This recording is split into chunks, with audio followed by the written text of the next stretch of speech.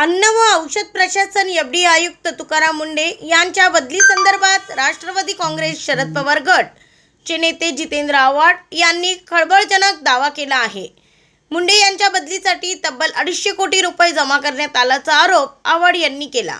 Drugs lobby, medical कंपन्या आणि काही प्रभावशाली घटक एकत्र येऊन तुकाराम मुंढे यांच्या विरोधात काम करत असल्याचा दावा त्यांनी केला।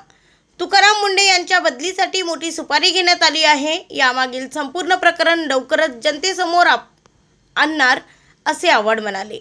या दाव्यामुळे राज्याच्या राजकीय व प्रशासकीय वर्तुळात एकच खळबळ उडाली असून या आरोपांवर आता संबंधितांकडून काय प्रतिक्रिया येते याकडे सर्वांचे लक्ष लागले आहे।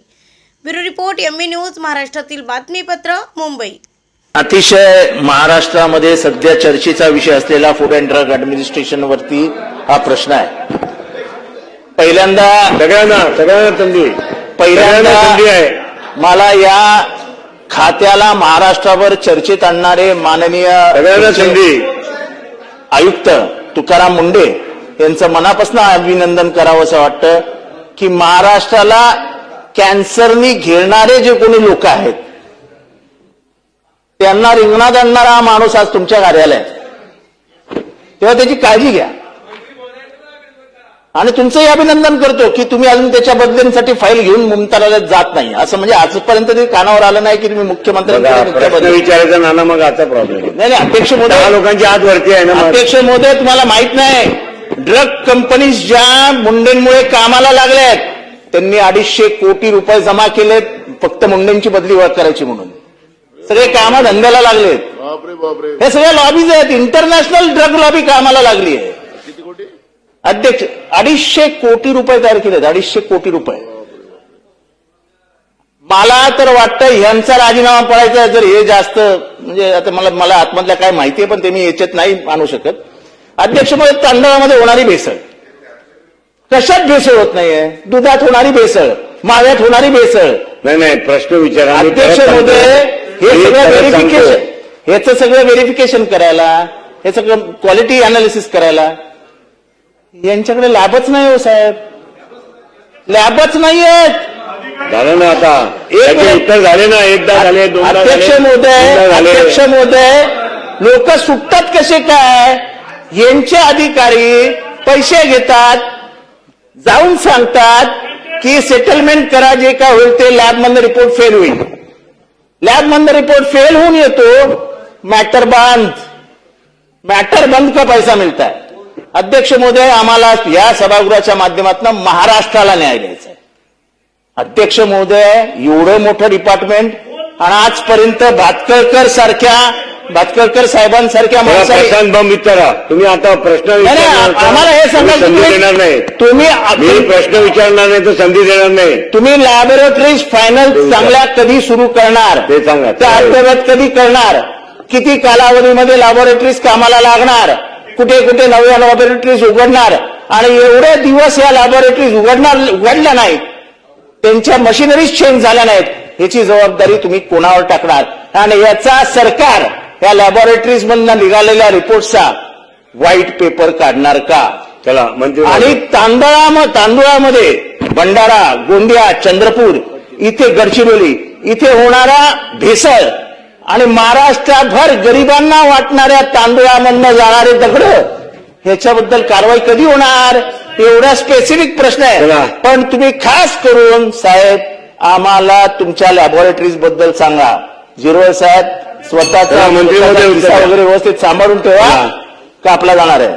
चला, अध्यक्ष महोदय, सगळ्या सदस्यांना संधी मिळेल, ज्यांनी शेवटपर्यंत सांगतात मी वारंवार तेच सांगत आलो देणार, परंतु आता ज्या शेवटपर्यंत थांबा। पुणा, नाशिक आणि नागपूर हे तसं किरकोळ कामं बाकी आहेत, ती एक 6 महिन्याच्या आत त्या ठिकाणी कंप्लीट केली जातील, कदाचित 3 महिन्याच्या आत।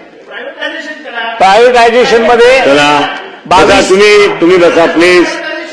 22 याच्यात आपण 22 यांचा एमओयू केलेला आहे, त्यांची कार्यवाही लगेच सुरू होईल आणि त्यानंतर यवतमाळ, रायगड, पेन असे ज्या काय आहेत त्याची जागा मिळवण्याच्या संदर्भातली कार्यवाही चालू आहे। चला मुंडे साहेबांची बदली होणार नाही याच्यासाठी आपण सगळे सभागृह तुमच्या बरोबर आम्ही आहोत. चला प्रशांत मध्ये आता बऱ्याच प्रश्नामध्ये माननीय मंत्री महोदय आपण उत्तरात सांगितलं की सॅम्पल जे समजा आता पाडवी साहेबांनी विचारलं, बऱ्याच जणांनी विचारलं, आणि तुम्ही सांगितलं की बाबा त्या टेस्ट बरोबर आल्या नाही, जे काही भेसळीचे प्रकार होते वगैरे.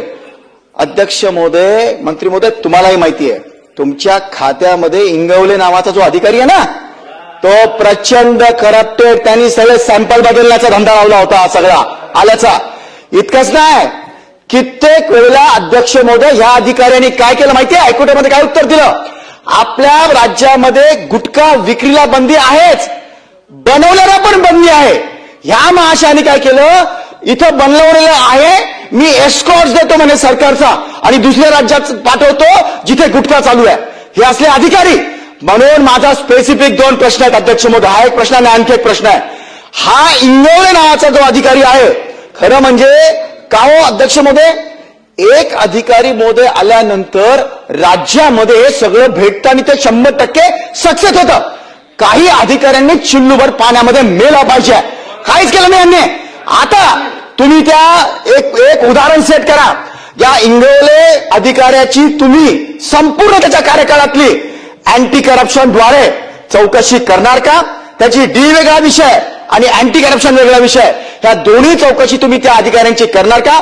दुसरं, तुमच्या खात्यामध्ये जे सातत्याने दुर्लक्षित होत आहे अध्यक्ष महोदय, सध्या गल्ल्या गल्ल्यात शहरात मेन याच्यामध्ये परवानग्या नसताना नॉनव्हेज असं लटकवून, बकऱ्याच्या बकऱ्या असं लटकवून अध्यक्ष महोदय खुलेआम विक्री होतात.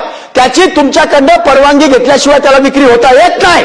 तुमचं आणि आरोग्य डिपार्टमेंट या दोघांचे अधिकारी मिळून किमान माझा मतदारसंघ जो तिथून सुरुवात करा, गंगापूर खुलताबाद तालुक्यामध्ये येत्या 8 दिवसात ज्या विना परवानग्या असे जे नॉनव्हेज लटकवून विक्री करत असतील त्यांच्यावर तुम्ही कार्यवाही करून ते बंद करणार का? बर चला.